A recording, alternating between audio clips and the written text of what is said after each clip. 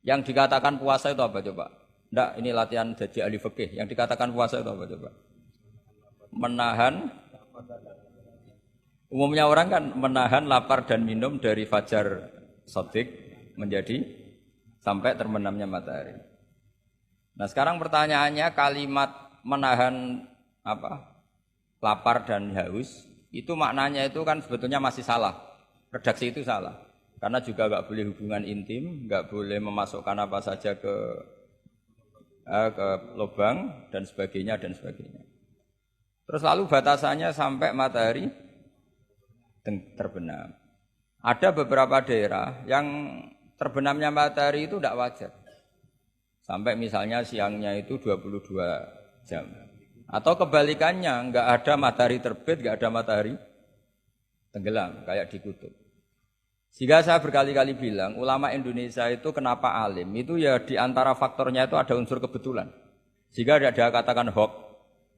Coba kalau kamu jadi ulama di kutub, terus cerita, baca takrib di sana. Awal waktu sholat subuh itu dimulai dari Tulu'ul Fajri Shadiq sampai terbitnya matahari. Orang kutub mesti tertawa-tawa, mataharinya mana bah? Gitu. Waktu zuhur adalah ketika matahari agak tergelincir ke arah barat dari garis tengah. Wah yang bener aja. Tidak ada matahari kok semua ukurannya matahari.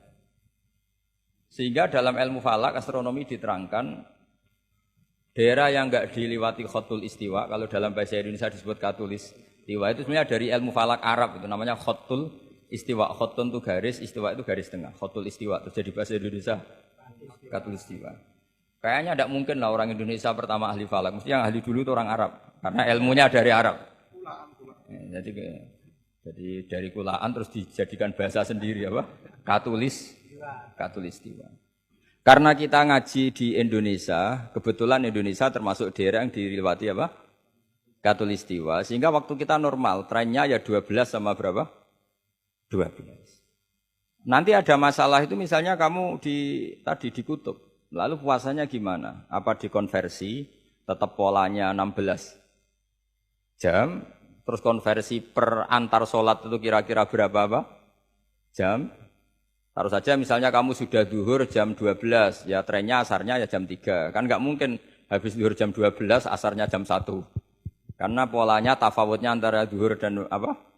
Asar itu 3 jam. Setelah zuhur sama asar sama maghrib polanya juga 3 jam.